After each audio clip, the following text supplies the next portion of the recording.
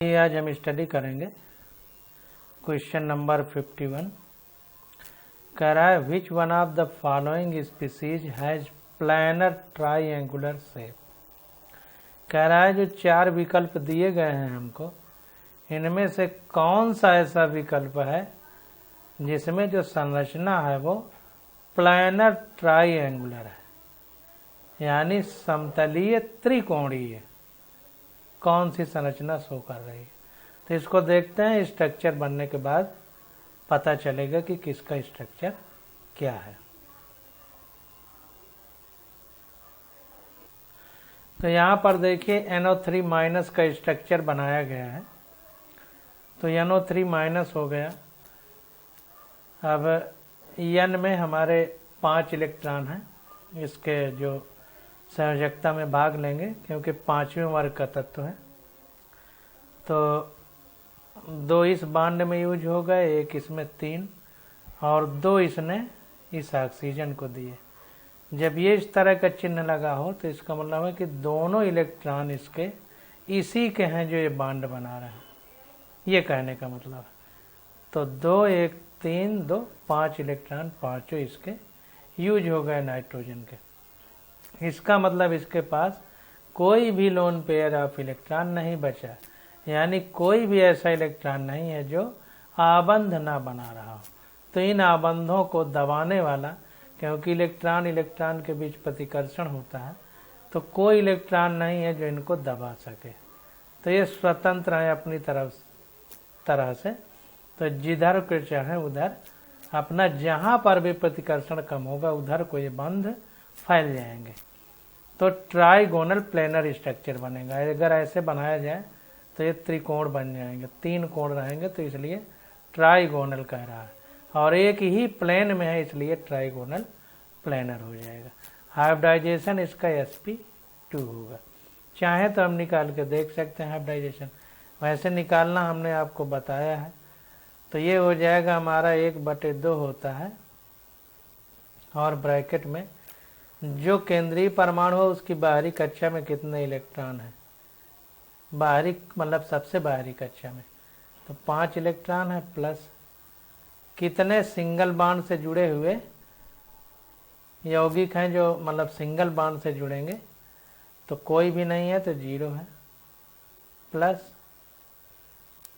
Cation कितने हैं तो 0 है, प्लस एनायन कितने हैं तो 1 है। तो ये हमारा हो जाएगा 5 1 6 हो जाएगा, ये आ जाएगा 3। तो sp2 हाइब्रिडाइजेशन हो जाएगा। तो sp2 हाइब्रिडाइजेशन है और कोई भी लोन पेयर नहीं है केंद्रीय परमाणु के पास, तो इसलिए sp2 हाइब्रिडाइजेशन में ट्राइगोनल प्लेनर, हिंदी में कहें तो त्रिकोणीय समतलीय संरचना बनकर तैयार होगी। तो 51 का बी ऑप्शन हमारा करेक्ट हो जाएगा।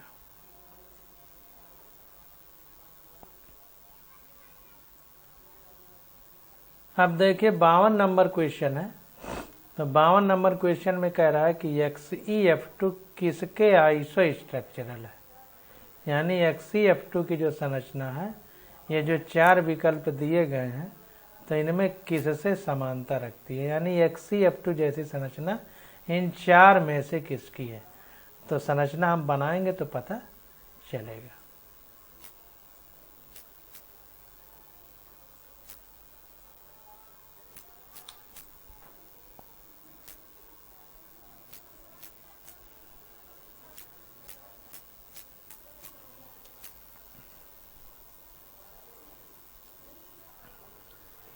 तो यहाँ पर देखिए 52 में सारे जो भी विकल्प दिए गए थे उनकी संरचनाएं बनाई गई। तो जैसे XeF2 की बात की जा रही है तो Xe हमारा 8वें वर्ग में आएगा, यानी इसकी बाहरी कक्षा में 8 इलेक्ट्रॉन है। तो 8 इलेक्ट्रॉन है तो 2 इलेक्ट्रॉन इस फ्लोरीन के साथ बंध बना लिए, तो ये फ्लोरीन के साथ बंध बना लिए, तो 6 इलेक्ट्रॉन बचे, तो 2 2 4 2 6। तो ये 3 लोन पेयर हमारे पास बच गए जो बंध नहीं बनाए हैं।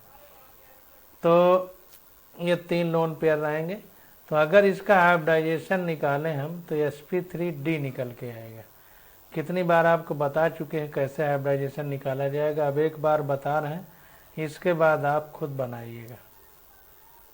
तो हाइब्रिडाइजेशन x = 1/2 केंद्रीय परमाणु की बाहरी कक्षा में इलेक्ट्रॉनों की संख्या 8 होगी, प्लस सिंगल बॉन्ड से कितने जुड़े हैं, फ्लोरीन फ्लोरीन ये जो है एकल आबंध बनाती हैं, तो ये 2 हो गए, 2 सिंगल बॉन्ड से जुड़े हुए वो हैं, प्लस कैटायन कोई नहीं है और एनायन कोई नहीं है, यानी धनायन ऋणायन नहीं है। तो 1/2 गुणे 10 हो जाएगा, तो 5 आ जाएगा। 5 में यस में 1 लिख सकते हैं, पी में अधिक से अधिक 3 लिख सकते हैं, तो हमारे पास 3 1 4 हो गए, 1 बच गया 5 में, तो डी लिख देंगे।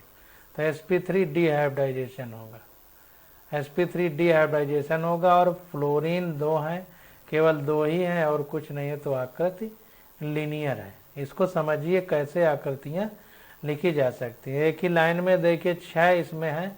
अब यहाँ पर आप ये कह सकते हैं कि ये दबाएंगे तो कोणीय स्ट्रक्चर होगा, ऐसा नहीं है। 3 लोन पेयर है, अगर 2 होते तो कोणीय हो सकता था, एक इधर भी है, तो ये दबा करके इस तरह मेंटेन करेंगे कि ये लाइन में रहेंगे फ्लोरीन, तो लीनियर स्ट्रक्चर होगा। इसी तरह ICl2 की बात करें, ICl2 माइनस की, तो ICl2 माइनस में क्या होगा कि ये स्ट्रक्चर इस तरह से देखिए बनाया गया है। तो इसमें Cl जो है I हमारा 7वें वर्ग में है, तो इसको देखते हैं। तो यहाँ पर देखिए जो स्ट्रक्चर बनाया गया है, तो I की जो आयोडीन है इसकी बाहरी कक्षा में 7 इलेक्ट्रॉन होते हैं। तो अब इसमें देखा जाए तो 2 2 4 2 6 इलेक्ट्रॉन तो हो गए, और एक एक इलेक्ट्रॉन ये बंध बनाने में भाग ले रहा है Cl के साथ, तो 8 हो गए। लेकिन आयोडीन के साथ जो आयोडीन की बाहरी कक्षा में तो 7 ही होते हैं, तो यहाँ पर देखिए निगेटिव साइन लगाया गया है। ये निगेटिव साइन ये बता रहा है कि एक बाहर से आया है। आयोडीन के पास 7 ही थे, एक बाहर से आया है, तब 8 हुए हैं। तो ये 8 हो गए। तो देखिए सेम उसी तरह कंडीशन बन गई, जैसे 3 लोन पेयर इसमें थे तो 3 लोन पेयर इसमें भी हो गए, सिंगल सिंगल बॉन्ड। तो ये जैसे आयोडीन का इसका स्ट्रक्चर लिनियर था, तो इसका भी स्ट्रक्चर लिनियर हो गया, हाइब्रिडाइजेशन भी sp3d हो गया। अब sbCl3 की बात करें तो sb हमारा 5वें वर्ग में है, तो 3 इलेक्ट्रॉन तो बंध बना लिए और 2 बच गए, तो ये लोन पेयर के रूप में। अब देखिए ये लोन पेयर इनको दबाएगा, क्योंकि एक ही लोन पेयर है, यानी 2 ही इलेक्ट्रॉन है, तो दबाएगा तो ये कुछ इस तरह से संरचना बनेगी। 3 है तो पिरामिडल बन जाएगी, तो sp3 में पिरामिडल हो गया। इसमें भी देखिए sp3 है, तो इसमें चूंकि 2 ही परमाणु हैं, फ्लोरीन 2 ही जुड़े हैं, तो ये ऐसे दबाएगा तो V की आकृति बन जाएगी, तो V शेप लिखा गया। sp3 इसका भी हाइब्रिडाइजेशन हो जाएगा, चूंकि 2 दबा रहे हैं, तो और तेज दबाएंगे तो आकृति V शेप या एंगुलर कोणीय हो जाएगी, बेंट शेप जिसको बोलते हैं। तो इस प्रकार से ये 2 जो संरचनाएं हैं, इन्हीं में sp3d स्ट्रक्चर में हाइब्रिडाइजेशन है, यानी संकरण है, और आकृति भी लिनियर है। तो 52 का डी ऑप्शन हमारा करेक्ट हो जाएगा। XeF2 के तरह ICl2 माइनस का स्ट्रक्चर होगा। अगला क्वेश्चन है, कह रहा है विच of the following is a polar molecule. 4 विकल्प दिए गए हैं और हमसे पूछ रहा है कि इन चारों विकल्पों में से कौन ध्रुवीय है। पोलर का मतलब ध्रुवीय मॉलिक्यूल कौन सा है। तो सबसे पहले ध्रुवीय की अगर बात करें तो हमें समझना पड़ेगा कि जो केंद्रीय परमाणु है और उसके चारों ओर जो टर्मिनल में यानी बाहरी परमाणु है, तो उनकी विद्युत ऋणात्मकता में जितना ज्यादा अंतर होगा उतना ही ज्यादा वो ध्रुवीय होगा। तो इस बात को ध्यान देना। तो यहाँ पर अगर हम देखें तो देखिए सल्फर है बीच में और फ्लोरीन उसके चारों ओर है, तो फ्लोरीन ज्यादा विद्युत ऋणात्मक है सल्फर की तुलना में। तो यहाँ पर देखिए अगर सल्फर का हाइब्रिडाइजेशन निकालेंगे तो sp3d आ जाएगा। कई बार निकाल के बता चुके हैं, अब आप लोग जो है इसको समझिए। तो SF4 has sp3d hybridisation and seesaw shape with 4 bond pair plus 1 lone pair. तो ये कह रहा है कि जो SF4 है हमारे पास, इसका जो संकरण है यानी हाइब्रिडाइजेशन है वो sp3d है और इसकी आकृति सीसा शेप है। ये इस तरह से, इसको सीसा शेप बोलते हैं। और इसमें 4 बॉन्ड पेयर है, 1 2 3 4 आबंध है यानी 4 बॉन्ड पेयर हैं इलेक्ट्रॉन। भाई एक ही बॉन्ड बनाने में एक जोड़ा इलेक्ट्रॉन की जरूरत पड़ती है, इसलिए 4 बॉन्ड है तो 4 पेयर यानी 4 जोड़े इलेक्ट्रॉन होंगे, इसलिए 4 बॉन्ड पेयर कह रहा है। प्लस ये देखिए एक इलेक्ट्रॉन का जोड़ा है जो बंध नहीं बना रहा, तो इसको अयुग्मित इलेक्ट्रॉन का जोड़ा बोलते हैं। तो ये 1 लोन पेयर है जिसको अंग्रेजी में लोन पेयर कहेंगे। And resultant mu equal to 0। अब इसमें एक चीज ये ध्यान देना है कि ये चारों फ्लोरीन और ये जो लोन पेयर है ये इस तरह से सेट होते हैं कि सब एक दूसरे के प्रभाव को खत्म कर देते हैं।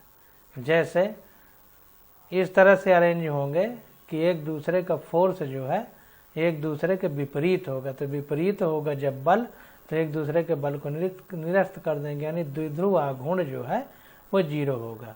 तो पोलर तो है, मतलब ध्रुव बनेंगे लेकिन आघूर्ण नहीं होगा। तो म्यूचुअल आघूर्ण इसमें होगा, mu is not equal to 0 कह रहा है। तो इस तरह से नहीं अरेंज होंगे कि बल एक दूसरे के प्रतिकर्षण को निरस्त कर दे, नहीं निरस्त कर पाएंगे, यानी द्विध्रुव आघूर्ण 0 नहीं होगा। तो फिर से समझिए, द्विध्रुव आघूर्ण 0 नहीं होगा, mu is not equal to 0 कह रहा है। वैसे भी अगर देखा जाए तो इसके प्रभाव को ये निरस्त कर देगा। एक लोन पेयर मान लीजिए एक फ्लोरीन के प्रभाव को निरस्त कर देगा, तब भी एक फ्लोरीन का प्रभाव बचा रहेगा। तो द्विध्रुव आघूर्ण 0 नहीं होगा, mu is not equal to 0। तो किसी पूरा मतलब प्रभाव निरस्त नहीं होगा बलों का, इसलिए द्विध्रुव आघूर्ण होगा। समझिए, द्विध्रुव आघूर्ण इसमें होगा, mu is not equal to 0। ये इस तरह सेट नहीं हो पाएंगे। तो 53 का डी ऑप्शन हमारा करेक्ट हो जाएगा।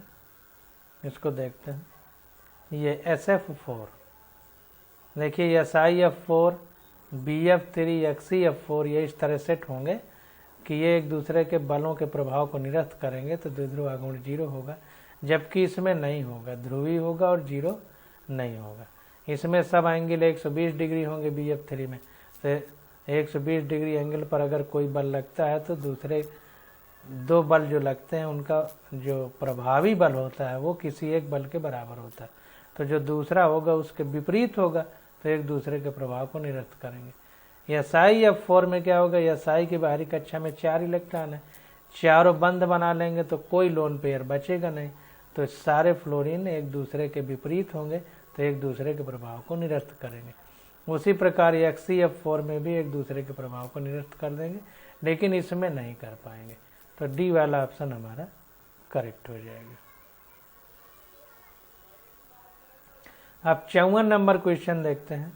54 नंबर क्वेश्चन में हमसे कह रहा है कि the outer orbital of C in ethene molecule can be considered to be hybridised to give 3 equivalent sp2 orbitals. ये कह रहा है कि जो बाहरी कक्षा के इलेक्ट्रॉन है कार्बन के, एथीन की बात कर रहा है, एथीन का मतलब C2H4, तो कह रहा है can be considered to be hybridised to give 3 equivalent sp2 orbital. तो ये कह रहा है कि वो हाइब्रिडाइज यानी संकरित होते हैं और संकरित होकर के 3 समान sp2 कक्षक प्रदान करते हैं। तो कह रहा है the total number of sigma and pi bond in ethene molecule. तो कितने सिग्मा और पाई बॉन्ड होंगे, तो इसका फिगर बना करके हम लोग इसको निकाल लेंगे।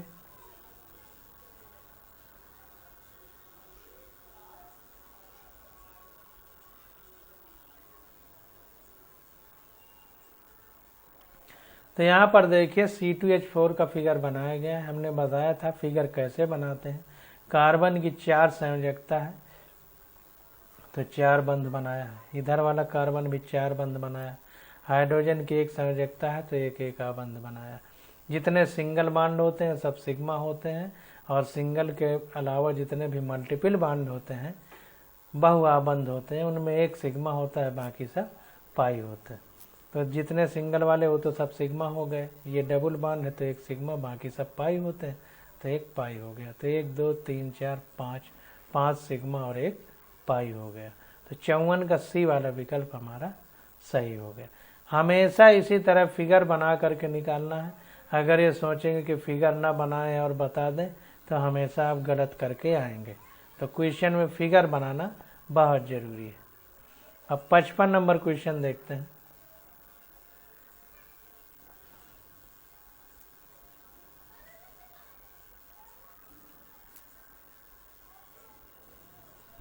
कह रहा है in which of the following pair both the sp3s have sp3 hybridisation. तो कह रहा है कि जो 4 विकल्प दिए गए हैं इनमें जोड़ा जोड़ा दिया गया है, तो इन जोड़ों में से कौन से जोड़े में sp3 हाइब्रिडाइजेशन है। तो इनको निकाल करके देखेंगे, क्लियर निकल आएगा।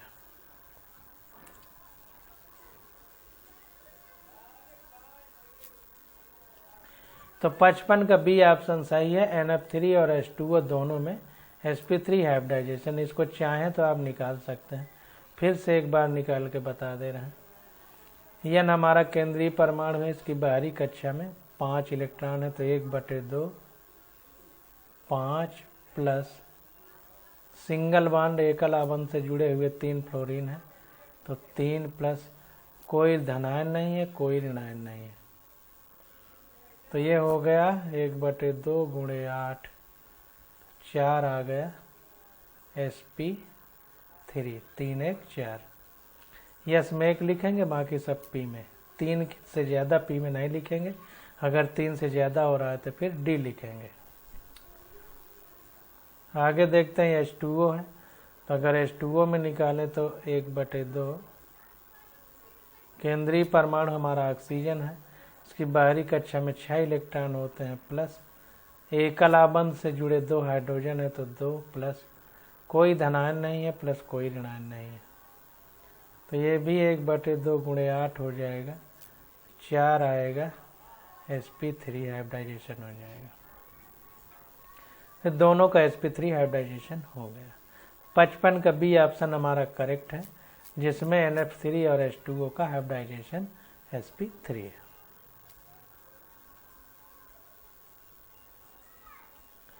अब अगला क्वेश्चन देखते हैं 56 नंबर। कह रहा है which one of the following pair is iso structural. जो 4 विकल्प दिए गए हैं इनमें से किसकी संरचनाएं समान है। आइसो का मतलब सेम, स्ट्रक्चर का मतलब संरचना, तो किसकी संरचनाएं सेम है। ब्रैकेट में देखिए लिखा है कि that is having the same shape and hybridisation. कहने का मतलब उसका ये है कि जिसकी संकरण और आकृति समान हो उसको हम आइसो स्ट्रक्चरल कह रहे हैं। ये बता रहा है सिर्फ संरचना ही समान ना हो, उसका संकरण यानी हाइब्रिडाइजेशन भी। तो देखिए BCl3 है, कोई लोन पेयर इसमें नहीं होगा क्योंकि B तीसरे वर्ग का तत्व है, तीनों ने आबंध बना लिए, तो इसलिए प्लेनर ट्रायंगुलर स्ट्रक्चर होगा, sp2 हाइब्रिडाइजेशन होगा। BrCl3 में sp3 डी हाइब्रिडाइजेशन होगा, T शेप होगा। अब ये सारी चीजें हम आपको बता चुके हैं, तो अब बार बार कितनी बार बताया जाए, अब आप लोग अपने प्रयास से भी निकालिए, जहां दिक्कत हो पूछ सकते हैं। NH3 में sp3 हाइब्रिडाइजेशन होगा, पिरामिडल स्ट्रक्चर है। NO3 माइनस में sp2 हाइब्रिडाइजेशन होगा, ट्राइगोनल प्लानर स्ट्रक्चर है। NF3 में sp3 हाइब्रिडाइजेशन होगा, पिरामिडल स्ट्रक्चर है। BF3 में sp2 हाइब्रिडाइजेशन होगा, ट्राइगोनल प्लेनर स्ट्रक्चर है। BF4 माइनस में sp3 हाइब्रिडाइजेशन होगा, टेट्राहेड्रल स्ट्रक्चर है। NH4 प्लस में sp3 हाइब्रिडाइजेशन होगा, टेट्राहेड्रल स्ट्रक्चर है। तो देखिए BF4 माइनस और NH4 प्लस sp3 हाइब्रिडाइजेशन भी है और टेट्राहेड्रल स्ट्रक्चर है, तो इन्हीं का सेम संकरण और सेम आकृति है। तो 56 का डी विकल्प हमारा सही हो जाएगा, BF4 minus and NH4 plus. 57 number question देखते हैं। कह रहा है which of which of the 2 ions from the list given below.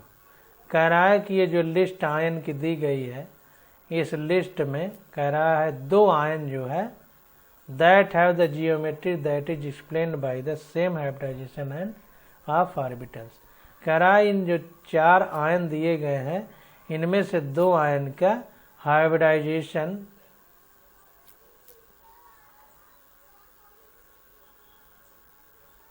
Same hybridisation है, आकृति के हिसाब से उसको एक्सप्लेन किया गया। तो कह रहा है सेम हाइब्रिडाइजेशन है, तो कौन से विकल्प हैं जिनका सेम होगा। तो देखिए निकाल के दिखाया है हाइब्रिडाइजेशन, हम कई बार निकाल चुके हैं, अब अपने से निकालिए। तो NO2 माइनस का sp2 है, NO3 माइनस 2 माइनस का sp2 है, NH2 माइनस का sp3 है, NH4 प्लस का sp3 है, SCN माइनस का sp है। तो NH2 माइनस और NH4 प्लस का सेम हाइब्रिडाइजेशन है, इधर NO2 माइनस और NO3 माइनस का सेम हाइब्रिडाइजेशन है। तो 57 का ये विकल्प हमारा सही है। NO2 माइनस और NO3 माइनस इनके जो है हाइब्रिडाइजेशन सेम है।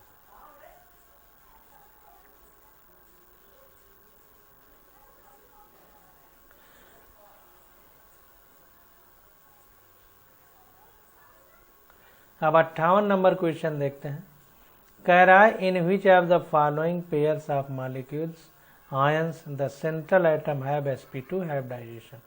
कह रहा है जो 4 विकल्प दिए गए हैं, इनमें से किसमें केंद्रीय परमाणु का जो संकरण है वो sp2 है। निकाल के देख लेते हैं, सारे तो हमने आपको तो यहाँ पर देखिए हाइब्रिडाइजेशन निकालने का फिर उसने फार्मूला बताया। The hybridisation of central atom can be calculated है। केंद्रीय परमाणु का संकरण ज्ञात करने को इस प्रकार से कैलकुलेट कर सकते हैं। तो हाइब्रिडाइजेशन को H लिखा है, पहले X लिखा था तो हमने X लिखा। तो hybridisation H equal to 1/2 number of electron in valence shell of atom. केंद्रीय परमाणु की बाहरी कक्षा यानी संयोजी कक्षा में कितने इलेक्ट्रॉन है, plus number of monovalent atom around central atom. फिर कह रहा है कि कितने एक एकल बंध से जुड़े हुए एटम है जो केंद्रीय परमाणु के चारों ओर है। माइनस चार्ज आन कैटायन, धनायन के पास कितना चार्ज है, प्लस चार्ज आन एनायन, एनायन जो है उनके पास कितना चार्ज है। पीछे भी इसको हम लिख चुके। तो उसी फार्मूला को यूज करके निकालते हैं। तो अगर BF3 का निकालेंगे तो 1/2 केंद्रीय परमाणु B है, बाहरी कक्षा में 3 इलेक्ट्रॉन होते हैं, यानी जो संयोजी इलेक्ट्रॉन है वो 3 होंगे, प्लस सिंगल बॉन्ड यानी एकल बंध से 3 फ्लोरीन जुड़ी है तो +3। कोई कैटायन नहीं है यानी धनायन 0, ऋणायन भी कोई नहीं है तो 0। तो ये 3 3 6 में 2 का भाग देंगे तो 3 आ जाएगा। तो एक S में लिखेंगे, 2 बचेंगे तो P में लिखेंगे, तो sp2 हाइब्रिडाइजेशन। इसी प्रकार NO2 माइनस का निकाले हाइब्रिडाइजेशन तो 1/2 N 5वें वर्ग का तत्व है, बाहरी कक्षा में 5 इलेक्ट्रॉन होंगे तो 5, प्लस कैटायन धनायन 0 है, माइनस पहले वो लिखेंगे कि सिंगल बॉन्ड से कितने जुड़े। तो ऑक्सीजन सिंगल बॉन्ड नहीं, ये मोनोवैलेंट नहीं है, डाईवैलेंट, तो इसलिए मोनोवैलेंट कोई नहीं है, 0 है, माइनस कैटायन यानी धनायन 0 है, प्लस ऋणायन 1 है तो 1 लिख दिया गया। तो 5 1 6 हो जाएगा, 6/2 करेंगे तो 3 आ जाएगा। इसमें भी sp2 हाइब्रिडाइजेशन शो करेगा। तो 58 क्वेश्चन नंबर का B विकल्प हमारा सही हो जाएगा। तो 58 का B BF3 and NO2 minus correct हो जाएगा। 59 नंबर क्वेश्चन देखते हैं। कह रहा है in which of the following species central atom has the type of hybridisation which is not the same as that present in the other 3। ये कह रहा है कि जो 4 विकल्प दिए गए हैं, इन 4 विकल्प में से 3 का हाइब्रिडाइजेशन समान है, 3 का संकरण समान है, एक ऐसा विकल्प है जिसका संकरण अलग है। तो चारों हमको निकालना पड़ेगा तभी पता चले। तो 59 नंबर क्वेश्चन में देखिए फिर वही फार्मूला लिखा है, जो ऊपर हमने पढ़ा था, तो इसको याद।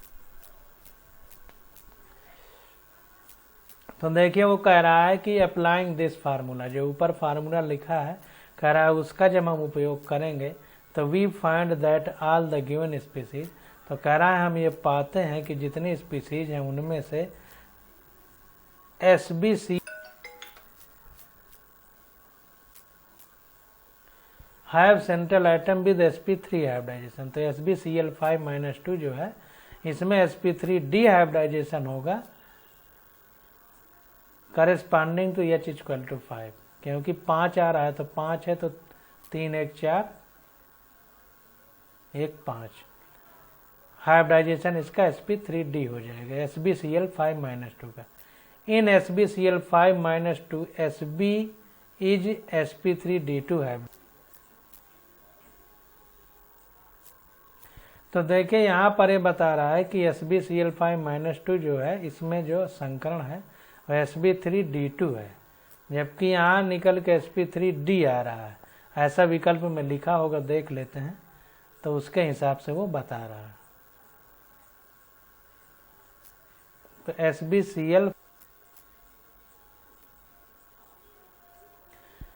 इसमें देखिए कुछ फॉल्ट समझ में आ रहा है, क्योंकि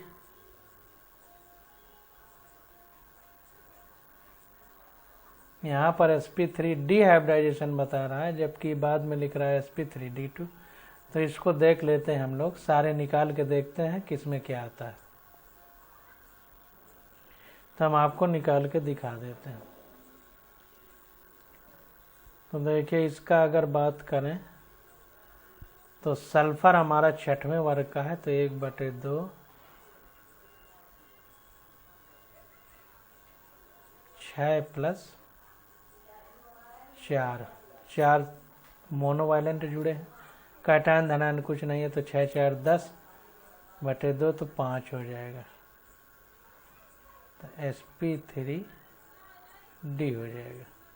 इसकी बात करें तो H = 1/2, यह 7 में जो केंद्रीय परमाणु आयोडीन होगा इसकी बाहरी कक्षा में 7 इलेक्ट्रॉन होते हैं, तो 7 प्लस 1 ये है तो 8 हो जाएगा। तो इस प्रकार से इसमें 4 आ जाएगा, तो sp3 होना चाहिए। अभी और देखते हैं इसको। Sb हमारा 5वें में है,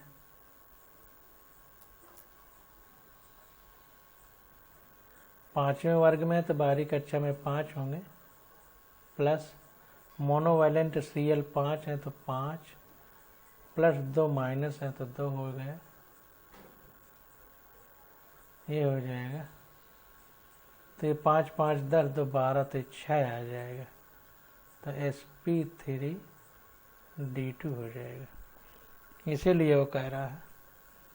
अब यहाँ पर देखें तो PCl5 में तो H हो जाएगा 1/2, P हमारा 5वें में है तो 5 ये हो जाएंगे, 5 सिंगल बॉन्ड से तो 10 हो जाएगा पूरा मिला के एक साथ। तो भाग देंगे तो 5 आ जाएगा, तो 5 आएगा, तो इसका मतलब sp3d हो जाएगा।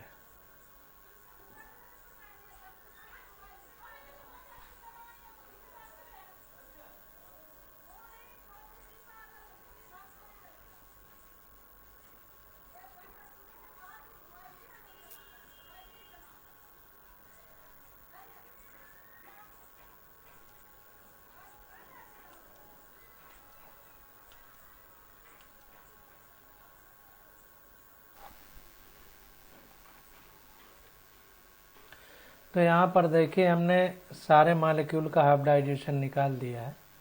SF4 में 1/2, S की बाहरी कक्षा में 6 इलेक्ट्रॉन, 6 प्लस 4 एकल बंध से फ्लोरीन जुड़े हैं तो 4, 10/2 हुआ तो 5 आ गया sp3d। इसी प्रकार PCl5 का देखें तो P 5वें वर्ग का है तो 1/2 5, प्लस एकल बंध से 5 इलेक्ट्रॉन जुड़े हैं, कोई धनायन और ऋणायन नहीं है तो +5 कर दिया गया। तो 10/2 हुआ तो 5 sp3d आ गया। इसी प्रकार I3 माइनस का देखें तो 1/2, I हमारा 7वें वर्ग में है तो 7, और इस I से 3 I हैं, I3 लिखा है, तो 2 जो I हैं वो एकल बंध से जुड़ी हैं, तो 2 कर दिया, प्लस एक निगेटिव चार्ज है तो +1 कर दिया। तो ये आ गया 10/2 तो 5 sp3d हो गया। रही बात SbCl5 - 2 की, तो इसका निकालेंगे तो 1/2, Sb 5वें वर्ग में है, यानी इसकी बाहरी कक्षा में 5 इलेक्ट्रॉन है, तो 5 प्लस एकल बंध से 5 इलेक्ट्रॉन मोनोवैलेंट जुड़े हुए हैं, तो 5 प्लस 2 निगेटिव हैं तो 2, तो 5 5 10 2 12, 12/2 तो 6 आएगा, तो sp3d2 हो जाएगा। तो केवल इसका sp3d2 है, बाकी सबका sp3d है। तो C ही विकल्प हमारा ऐसा है कि अन्य से अलग इसका संकरण है। तो अब क्वेश्चन नंबर 60 देखते हैं। तो कह रहा है in which of the following molecules the central atom does not have sp3 hybridisation. तो कह रहा है कि केंद्रीय परमाणु में इन 4 विकल्पों में से किसमें केंद्रीय परमाणु sp3 संकरण नहीं दर्शा रहा है। तो निकाल लीजिए, सबका निकल आएगा, अभी निकाल के बता रहे हैं। तो देखिए CH4 में तो हाइब्रिडाइजेशन हो जाएगा 1/2, इसका तो sp3 हमको पता है होता है। कार्बन में 4 हो जाएंगे, प्लस एकल बंध से 4 हाइड्रोजन जुड़े हैं तो 8 हो जाएगा, 8/2 तो 4 आ जाएगा, तो sp3 हाइब्रिडाइजेशन हो जाएगा। Bf4 माइनस को देखते हैं, तो हाइब्रिडाइजेशन इक्वल टू 1/2, B तीसरे वर्ग में है, प्लस फ्लोरीन 4 एकल बंध से जुड़ी है, प्लस 1 इलेक्ट्रॉन है, निगेटिव चार्ज है, 4 3 7 1 8/2 तो 4 हो जाएगा, sp3 इसका भी हो जाएगा। यस हमारा 6वें वर्ग में है, तो हाइब्रिडाइजेशन 1/2, 6 प्लस 4 फ्लोरीन जुड़ी है तो 4 हो जाएगा, एकल बंध से जुड़ी है इसलिए लिखा गया है, 6 4 10/2 तो 5 हो जाएगा, sp3d हो जाएगा। NH4 प्लस में देखते हैं तो हाइब्रिडाइजेशन इसका हो जाएगा 1/2,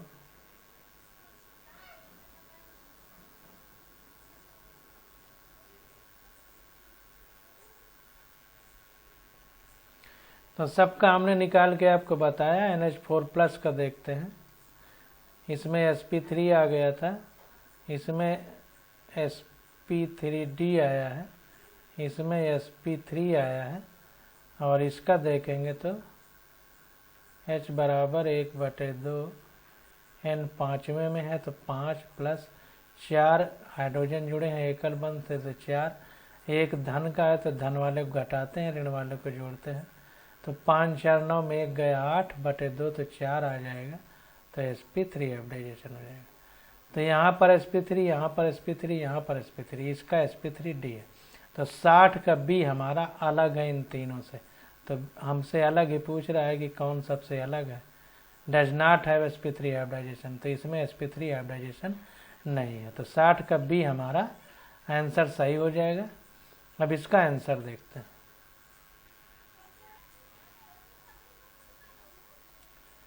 तो देखिए 60 का B वाला आंसर सही है, बाकी निकाल के हमने सब आपको बता ही दिया है, आप लोग भी निकाल लेंगे, तो 60 का B आंसर सही हो गया।